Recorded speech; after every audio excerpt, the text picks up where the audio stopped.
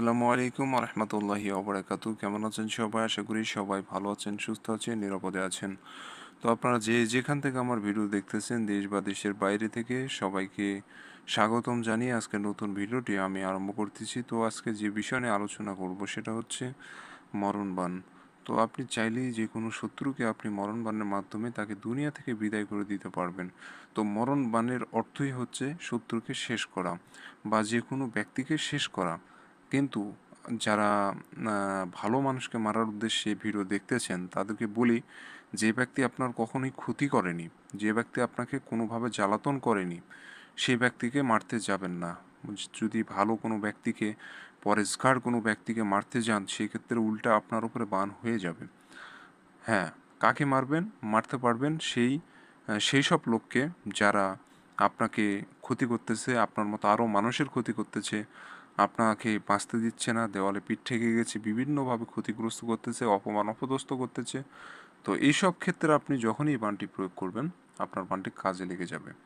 এই বানটি 100% কাজে লেগে যাবে সেই ব্যক্তির উপরে। তো সম্পূর্ণ ভিডিও দেখতে থাকুন, কিভাবে সেই শত্রুকে শেষ করবেন, A to Z সব কিছু বুঝিয়ে দেব।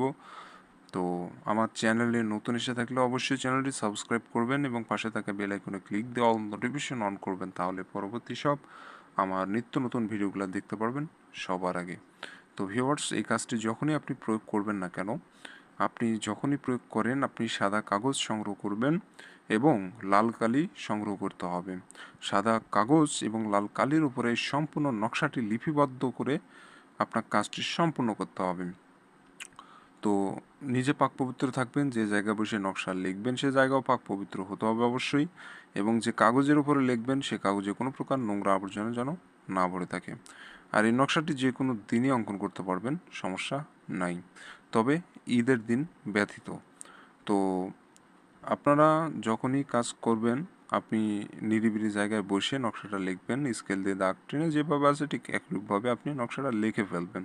তো লেখার সময় আশেপাশে যেন কেউ না থাকে, কারোর সাথে কথা বলা যেন না হয়, কারণ নকশা লিখতে লিখতে কারোর সাথে কথা বলে সেই নকশাটি কাজ হয় না।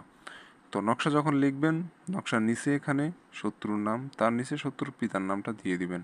প্রথমে দিতে হবে শত্রুর নাম, তার নিচে শত্রুর পিতার নাম, পুরো নাম দিবেন, পুরো নামটা দিয়ে লিখতে হবে। তো এভাবে আপনি সম্পূর্ণ নকশা লেখা হয়ে গেলে নকশাটা আপনাকে শত্রুর চলাফেরার রাস্তায় পুঁতে রাখতে হবে। অর্থাৎ ওই যেখানে নকশাটা পুঁতে রাখবেন সেই নকশার উপর দিয়ে একবার হলেও যেন শত্রুটি চলাফেরা করে।